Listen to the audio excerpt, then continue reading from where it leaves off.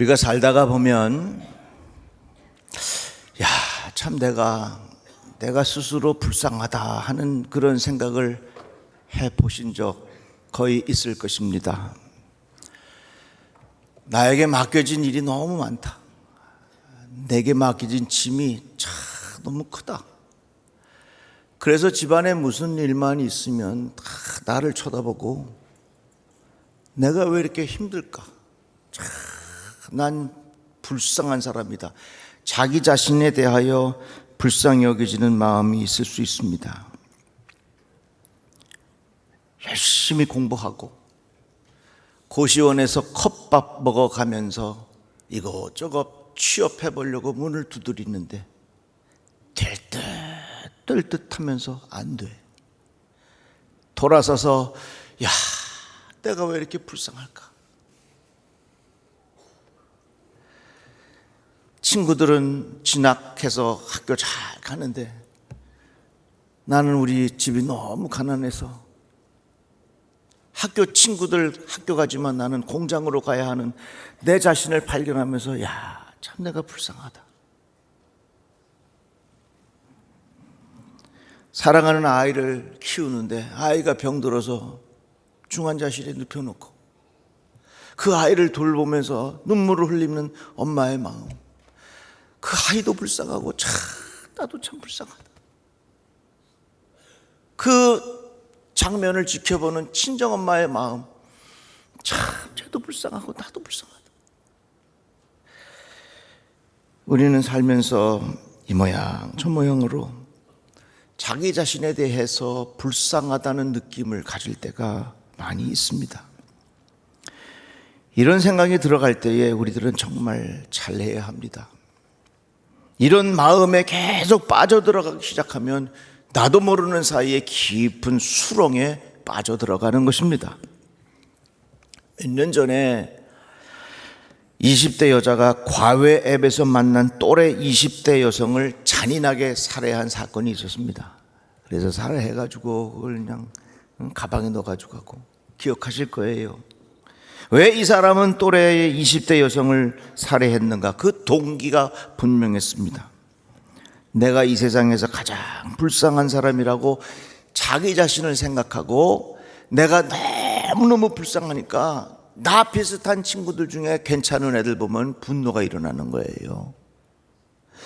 그래서 젊은이들 사이에 사용되는 용어 중에 하나가 내세가불이라는 말이 있대요. 이건 뭐냐면 내가 세상에서 가장 불쌍한 사람이다, 그런 말이에요. 스스로 자기 자신이 너무 불쌍하다는 생각을 자기 내면화시키고 그것을 깊이 생각하다가 보면 우울증에 빠지기 쉽고 질투하게 되고 분노하게 되고 나도 예측하지 못할 그런 무서운 일들이 일어날 수 있다는 것입니다. 내가 스스로 불쌍하다는 마음이 들 때에 우리는 어떻게 되는가? 오늘 두 맹인의 이야기를 통해서 하나님께서 주시는 지혜가 있습니다. 앞을 볼 수 없는 두 맹인. 여러분, 앞을 보지 못하니까 얼마나 답답하겠어요? 스스로 자기 자신에 대해서 얼마나 참 불쌍하다 하는 그런 마음을 갖겠습니까? 그러나 이 두 사람은 예수가 지나가신다는 소식을 듣고 다윗의 자손이야, 우리를 불쌍히 여기소서, 예수의 이름을 간절히 불렀다는 이야기예요. 바로 이겁니다. 내 스스로 내 자신에 대하여 불쌍하다는 생각이 들 때에 그것을 내 안에 내면화시키지 말고 그것을 꺼내어서 예수의 이름을 부르자, 그 말이에요. 주님, 나를 불쌍히 여겨주십시오. 내가 내 자신에 대하여 내 스스로를 불쌍히 여기는 것이 아니라 주의 이름을 부르면서 주님, 나를 불쌍히 여겨주십시오. 그렇게 하면요, 거기에 기적의 역사가 일어나는 줄로 믿습니다. 저희 아버님이 10여 년 전에 이 오른쪽이 불편하시게 됐잖아요. 처음에 병원에서 아버님이 이 손을 가지고 이 숟가락을 잡으시려고 하는데 이게 안 되니까 한숨을 푹 쉬면서 그 눈물을 팍 쏟으시던 그 모습이 그렇게 오래 기억에 남아요. 우리들은 살면서 질병으로 인하여, 인간관계로 인해서, 사업상 여러 가지 이유로 인하여 내 마음속 좌절하고 절망하고 내 자신에 대하여 불쌍하다는 생각을 가질 때가 많이 있어요. 그러나 그때에 그것을 내 안에다가 집어넣고 내가 불쌍하다는 생각을 내 스스로 자꾸 내면화시키면요, 그게 정신적인 암이 되고요, 분노가 생기고요, 나도 모르는 사이에 엄청난 일도 일어날 수 있다, 그 말입니다. 이럴 때에 우리들은 어떻게 되느냐? 주님, 나를 불쌍히 여겨주십시오. 그렇게 털어놔야 된다는 거예요. 성공의 예배의 첫 부분에 등장하는 기도가 있습니다. 그것이 바로 기리에 엘레이손, 그거예요. 주여 우리를 불쌍히 여겨주십시오. 그런 기도입니다. 우리 인생은 높은 사람이든지 귀한 사람이든지 낮고 천한 사람의 인생이든지 하나님 앞에서 다 불쌍한 사람들이에요. 그래서 이 전통적인 기독교 예배에서는 예배를 시작할 때 기리에 엘레이손, 하나님 우리들을 불쌍히 여겨 주십시오. 하나님, 불쌍한 인생들이 당신의 자비를 구하기 위하여 이곳에 왔습니다. 하나님, 우리를 불쌍히 여겨 주십시오. 그렇게 기도한 것입니다. 이같이 우리들 스스로 불쌍하다 여겨질 때에 그것을 자꾸 내면의 세계로 집어넣지 말고 그걸 꺼내서 한번 따라합시다. 예수님, 나를 불쌍히 여겨주십시오. 그걸 기도로 꺼내놓자, 그 말입니다. 시편 말씀에 보면 주님, 나를 불쌍히 여겨주십시오. 주님, 나를 불쌍히 여겨주십시오. 이것이 기도가 되었고 이 기도가 하늘의 문을 여는 열쇠가 됐다는 것입니다. 러시아의 농부가 사도 바울의 말씀을 읽다가 쉬지 말고 기도하라, 이 말씀을 읽습니다. 어떻게 하면 쉬지 말고 기도할 수 있겠는가? 어느 성자를 찾아가서 물었습니다. 선생님, 사도 바울이 우리에게 쉬지 말고 기도하라고 말씀하셨는데 어떻게 하면 됩니까? 가르쳐 주기를, 주 예수 그리스도여 저를 불쌍히 여겨 주십시오. 이 기도를 날마다 몇천 번씩 계속 반복하라고 하는 것을 가르쳐 줬습니다. 실제로 기독교의 역사에 보면 예수 기도라고 하는 것이 있는데 그 정확한 기도문은 이렇습니다. 주 예수 그리스도 하나님의 아들 죄인인 저를 불쌍히 여겨 주십시오. 그러니까 나도 모르는 사이에 참 내가 불쌍하다. 에휴, 내가 왜 이런 생고생을 하냐. 참 내가 불쌍하다. 이런 마음 들 때가 하루에 수십 번도 있을 거예요. 그럴 때마다 그것이 내 안에 내면의 세계로 찾아 들어가면 그게 병이 되고 그게 분노가 되지만, 그럴 때마다 하나님 앞에 주님, 나를 불쌍히 여겨주셔서 나에게 자비를 베풀어 주십시오. 나를 불쌍히 여겨주셔서 나에게 피할 길을 주십시오. 그리하면 거기에 하나님의 기적의 역사가 일어난다는 거예요. 누가복음 18장에 보면 바리새인과 세리의 기도가 나옵니다. 바리새인은 자기 자신의 업적을 자랑합니다. 경건을 자랑합니다. 자기의 행함을 자랑합니다. 그래서 여러분, 아무리 우리가 하나님 앞에 경건의 훈련을 해도요, 그 경건은 절대로 자랑할 게 아닙니다. 경건의 교만함이 있고요, 거룩함의 교만함이 있을 수 있거든요. 그러나 죄인은, 세리는 저 구석에 가서 주여 이 죄인을 불쌍히 여겨주십시오, 하나님 앞에 그렇게 기도합니다. 그러나 예수께서 누구의 기도를 칭찬하셨습니까? 바리새인의 자기의 경건과 거룩함을 자랑한 사람의 기도는 기뻐하지 않았어요. 저 구석에 가서 나를 불쌍히 여겨주셔서 나에게 은혜를 베풀어 주십시오. 바로 그 사람에게 하나님의 칭찬이 있었다고 하는 것입니다. 그래서 스스로 불쌍한다는 마음이 들 때에 그것을 하나님 앞에 기도로, 하나님 나를 불쌍히 여겨주십시오 기도하면 거기에 뭐가 일어나냐? 기적의 역사가 일어난다는 거예요. 가나안 여자 하나가 그 지경에 나와서 소리질러 이르되 주 다윗의 자손이여 나를 불쌍히 여기소서, 내 딸이 흉악하게 귀신 들렸나이다. 어떻게 했습니까? 예수께서 나를 불쌍히 여겨 달라는 그 애원을 들으시고 병을 고쳐주셨습니다. 시편 말씀에 보면 여호와여 내가 소리내어 부르짖을 때에 들으시고 또한 나를 긍휼히 여기사 응답해 주십시오. 불쌍히 여겨달라고 하는 그 간절한 기도를 들으시고 응답하셨다고 하는 것입니다. 예수께서 말씀하셨습니다. 너희 중에 누가 아들이 떡을 달라 하는데 돌을 주며 생선을 달라 하는데 뱀을 줄 사람이 있겠느냐? 너희가 악한 자라도 좋은 것으로 자식에게 줄 알거든 하물며 하늘에 계신 너희 아버지께서 구하는 자에게 좋은 것으로 주시지 않겠느냐? 이것이 바로 하나님의 아버지의 마음이에요. 주님의 마음이에요. 부모님의 마음이에요. 하나님 내가 이런 어려운 지경에 처했는데 하나님 나를 불쌍히 여겨주셔서 하나님의 은혜가 내 삶 속에 임하기를 바랍니다. 예수께서 나오사 큰 무리를 보시고 불쌍히 여기사 그 중에 있는 병자들을 고쳐주셨다. 이 말씀 다 뭡니까? 우리가 하나님 앞에 스스로 내 자신이 불쌍히 여겨달라고 간구할 때에 하나님의 기적의 역사에 문이 열리는 열쇠가 된다 그 말이에요. 성경에 보면 5,000명을 먹이신 기적도 있지만 4,000명을 먹인 기적도 있어요. 내가 무리를 불쌍히 여기노라. 불쌍히 여겼어 예수께서요. 그들이 나와 함께 있은지 이미 사흘임에 먹을 것이 없도다. 길에서 기진할까 하여 굶겨 보내지 못하겠노라. 배가 고파하는 무리들을 예수께서 보시고 자 그냥 집으로 가라 그랬는데 가다가 저들이 배가 고파갖고서 쓰러지 못하나 예수께서 그들을 향하여 불쌍히 여기는 마음이 있었다 그 말입니다.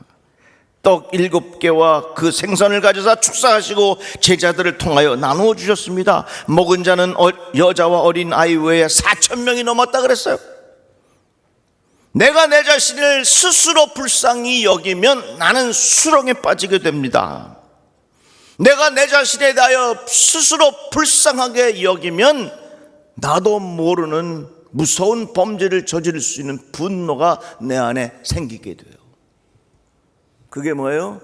내세가불. 내가 세상에서 가장 불쌍한 사람이야. 그러나 나의 가장 가엾고 불쌍한 것을 입을 열어서 주님 나를 불쌍히 여겨주시고 나에게 은혜를 베풀어 주십시오. 이 기도는 하나님의 기적을 일으키는 열쇠가 된다는 것입니다. 얼마나 귀한 역사예요. 존 웨슬리 목사님의 어머니에게 어떤 사람이 물었습니다. 11자녀 가운데 누구를 가장 사랑하십니까? 그랬더니 대답하시기를 나는 아픈 자녀를 몸이 성해질 때까지 사랑합니다. 떠나 있는 자녀를 집에 돌아올 때까지 사랑합니다. 이 말은 뭡니까? 모든 부모의 마음이에요.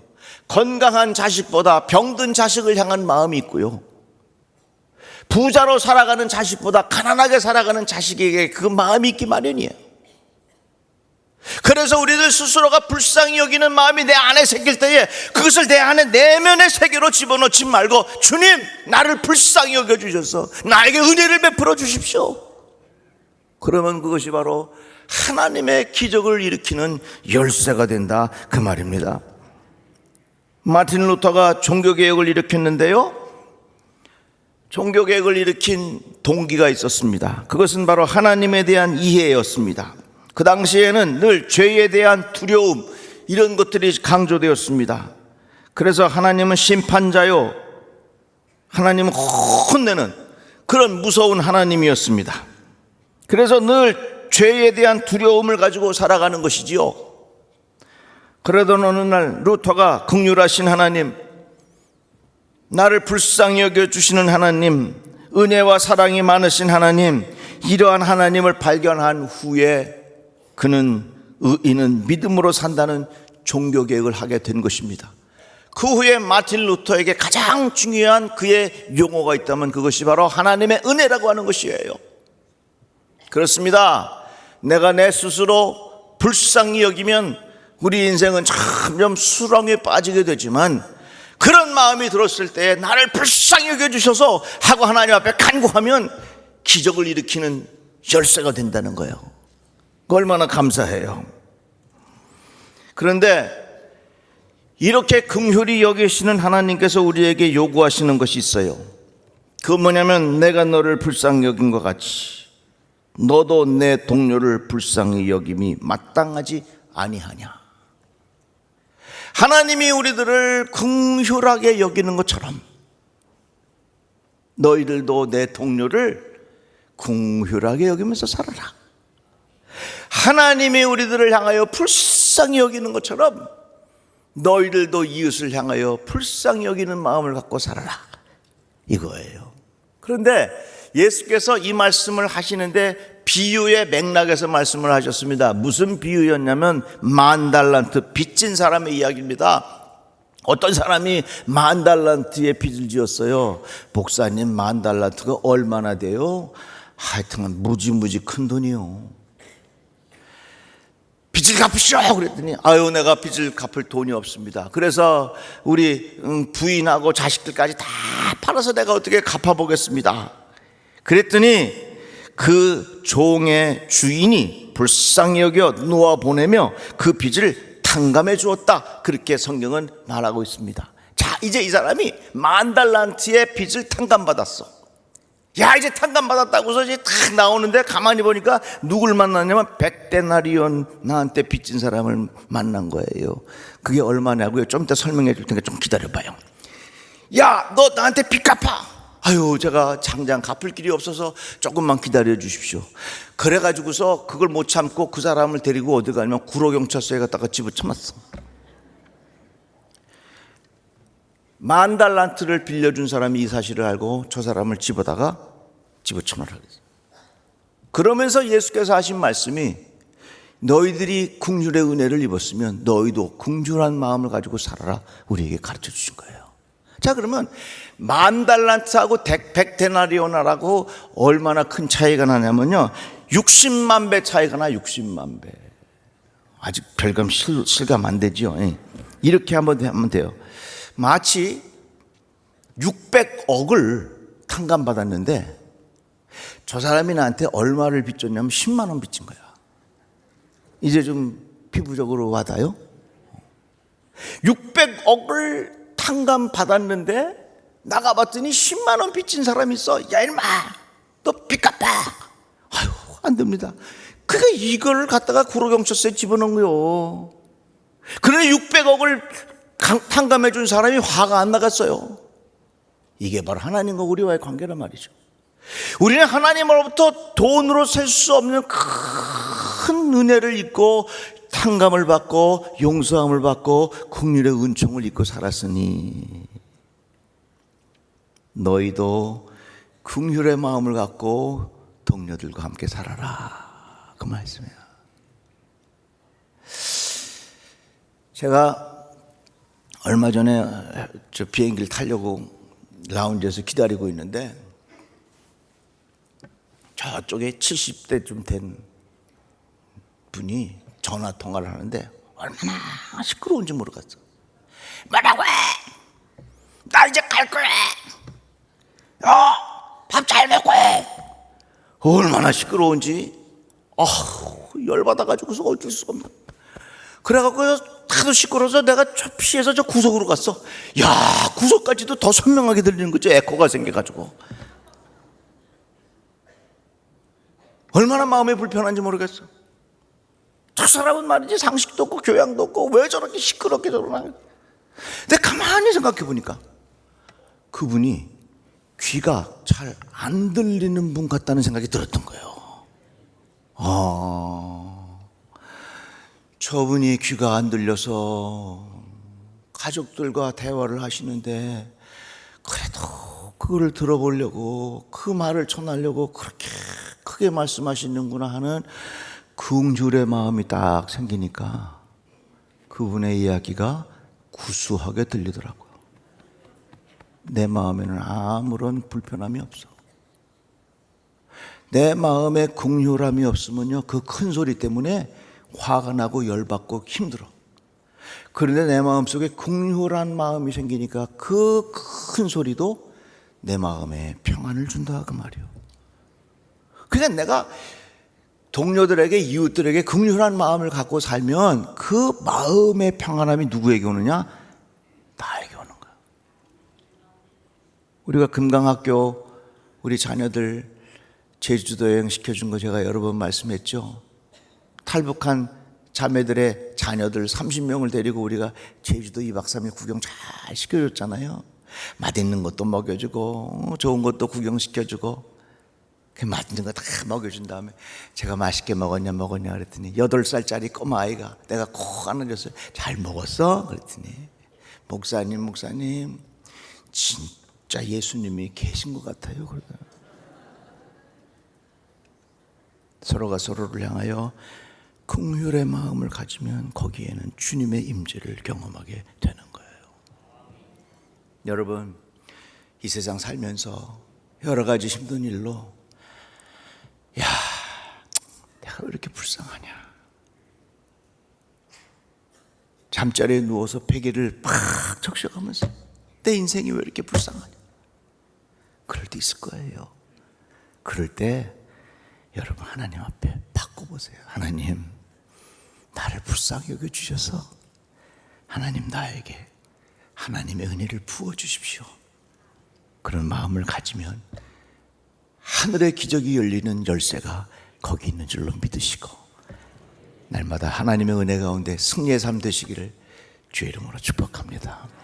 기도합시다. 하나님 감사합니다. 주의 말씀을 들었습니다.